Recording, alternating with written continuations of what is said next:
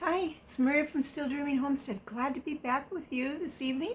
We're going to continue on our book, sorry about that, By the Shores of Silver Lake by Laura Ingalls Wilder.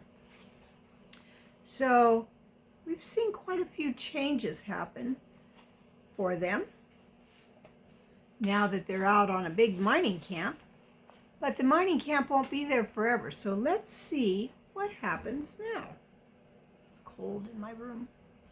Breaking camp.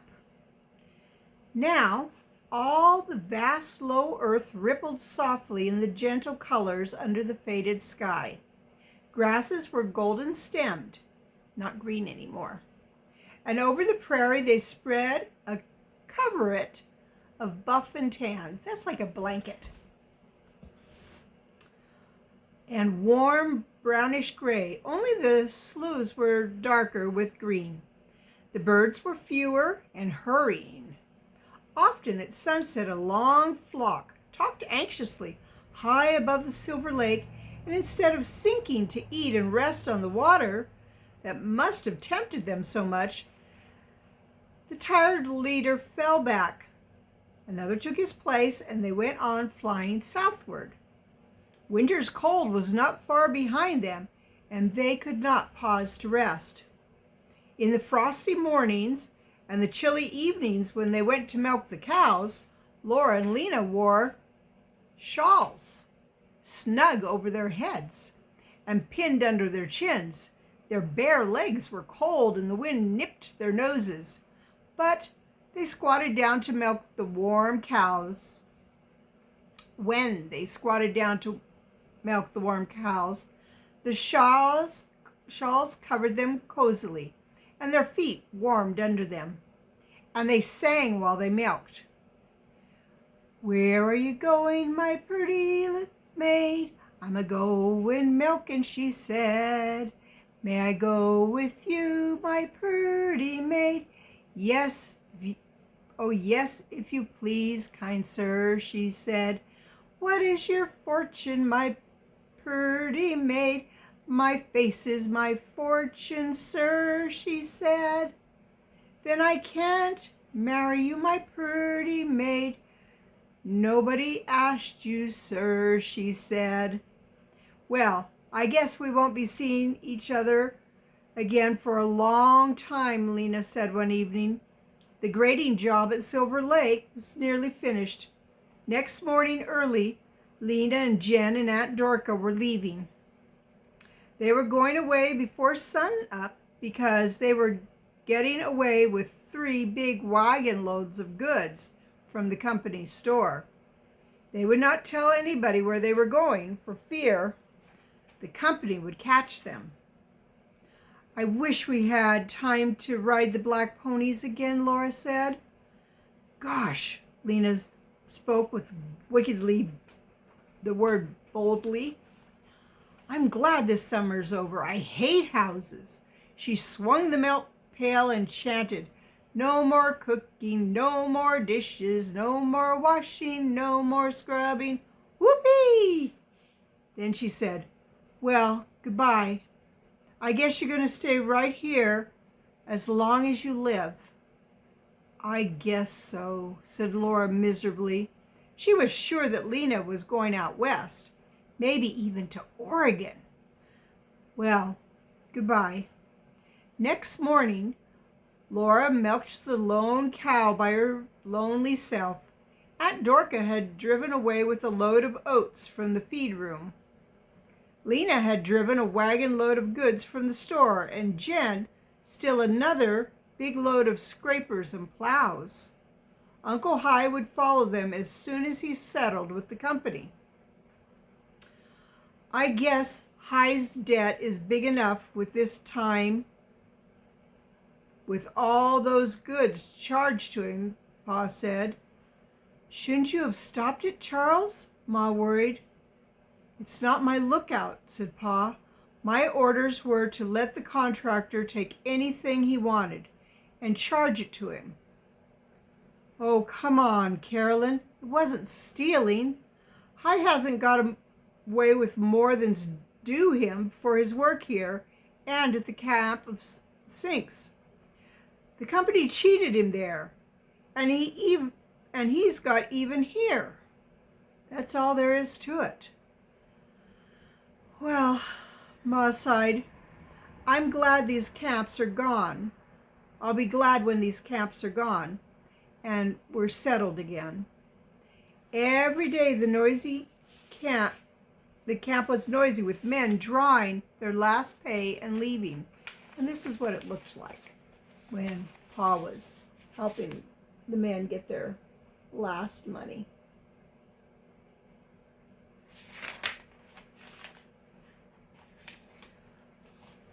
Now, I personally think, and I'm going to say this, that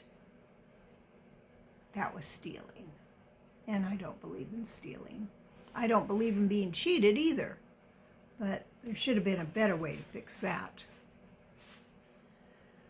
Wagon after wagon went away to the east. Every night the camp was emptier. One day, Uncle Henry, Louisa, and Charlie started the long drive back to Wisconsin to sell the farm.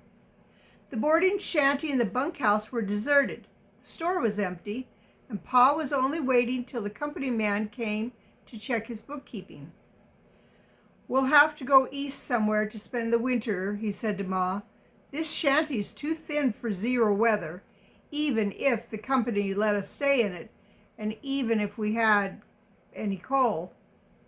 Oh, Charles, Ma said, you haven't even found the homestead yet. And if we have to spend money you've just earned just living till spring.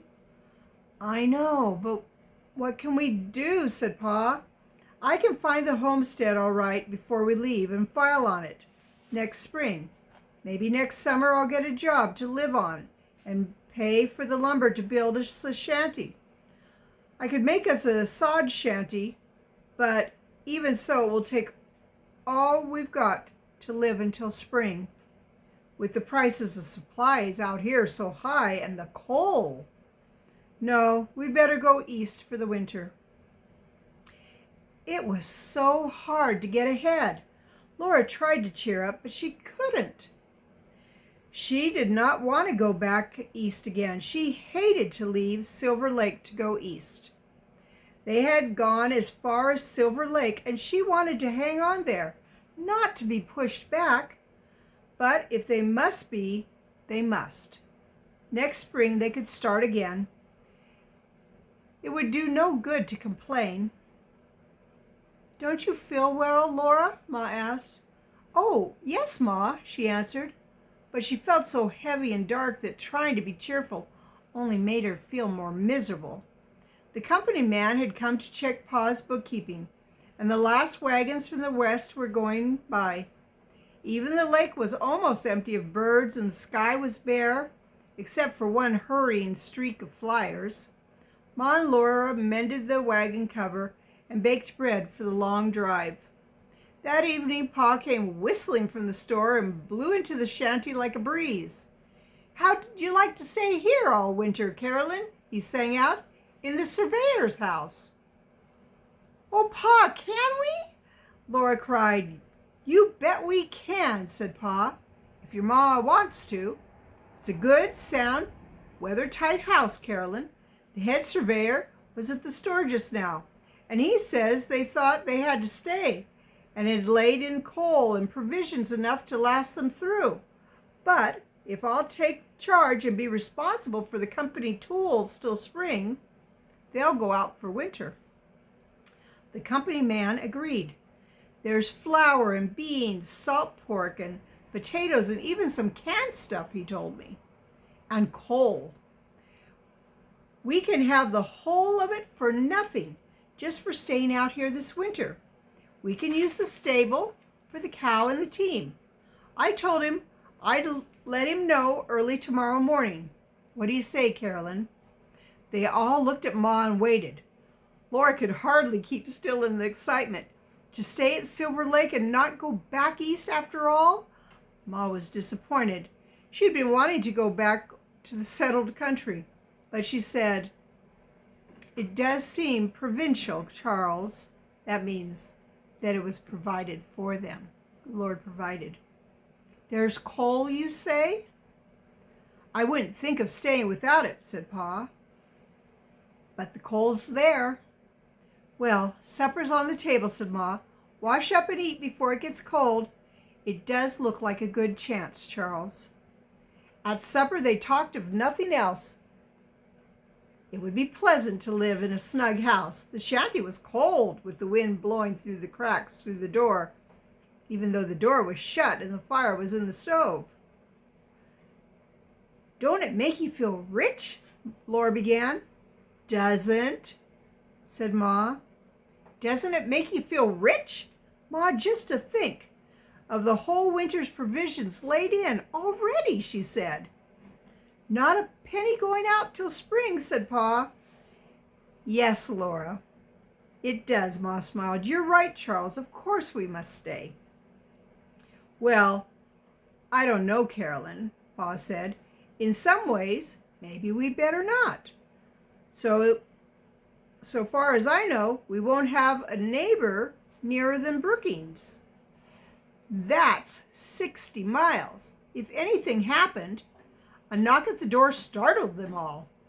In answer to Pa's "Come in," a big man opened the door. He was bundled in thick coats and a muffler. His short beard was black. His cheeks were red and his eyes were as black as the eyes of the little papooses in Indian Territory, whom Laura had never forgotten. Hello, Boast, Pa said. Come on up to the fire. It's chilly tonight. This is my wife and girls. Mr. Boast has filed on a homestead out here, and he's been working on the grade. Ma gave Mr. Boast a chair by the fire, and he held out his hands to the warmth. One hand was bandaged. Did you hurt your hand? Ma said kindly. Only a sprain, said Mr. Boast, but the heat feels good on it. Turning to Pa, he went on, I'm needing some help, Ingles. You remember my team that I sold Pete? He paid me part down and said he'd pay me the rest the next payday. But he's kept putting it off, and now I'm darned if he hasn't skipped off with my team. I'd go after him and take them, but his son's with him and they'd put up a fight. I don't want trouble with two roughs at once, and me with a lame hand. There's enough of us around yet to tend to it, said Pa.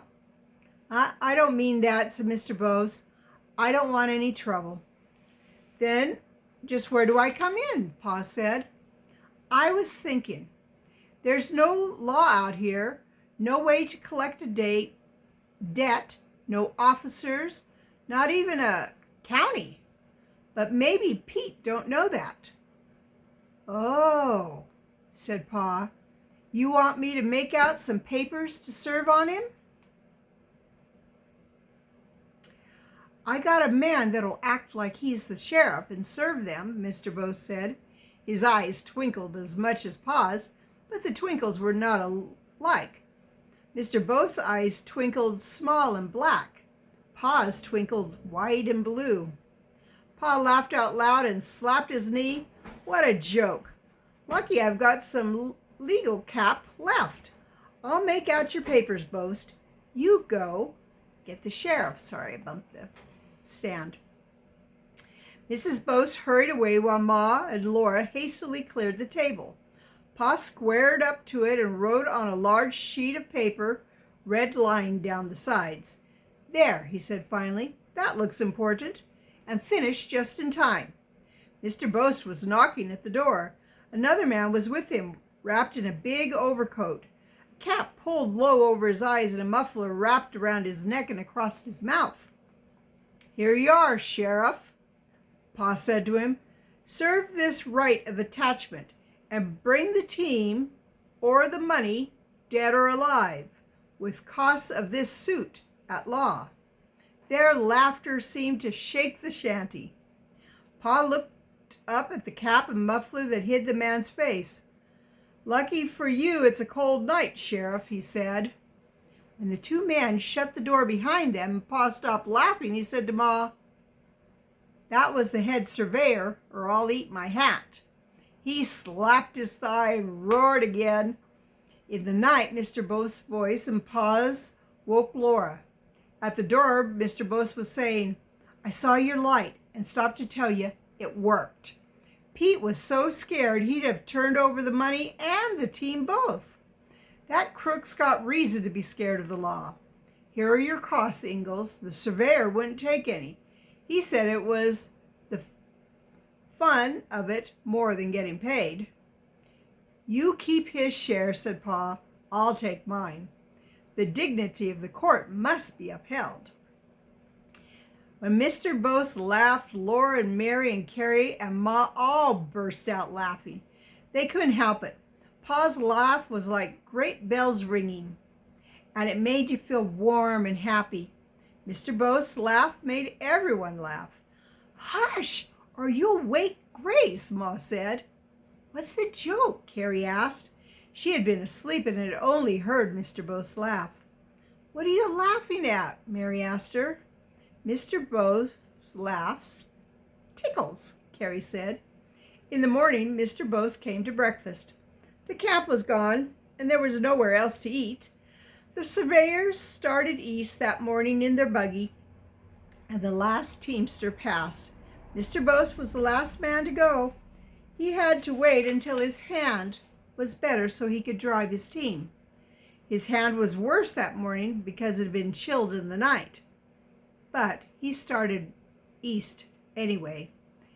He was going to Iowa to be buried. "If you folks are going to stay here all winter, I don't know what, but I'll bring Ellie back too and stay," he said, "if and I can make it before winter sets in." "Be glad to have you, Boast," said Pa. Ma said we would indeed. Then they watched Mr. Boast's wagon going and heard the rattling die away as the wagon tracked to the east. The whole prairie was empty now. Not even one flock of birds was left in the sky. See, they were all taken off with that wagon. As soon as Mr. Boast's wagon was out of sight, Pa brought his team and wagon to the door. "Come, Carolyn," he said. "Nobody's left in camp but us, and it's moving day." So, well, that worked out very well for them. And I'm glad that Mr. Boast was able to get either the money or his team back, whichever he got, I don't know. Because it's not right for people to steal, of course. Well, it's Maria from Still Dreaming Homestead. I want to pray blessings on you and yours in your house, out of your house, in the day and in the night. And whatever you do, keep dreaming. If you haven't subscribed yet, please subscribe. Hit that like button. Give me a thumbs up. I also love any comments. So I'm hoping to hear from somebody on this one. Have a wonderful evening. God bless you. Good night.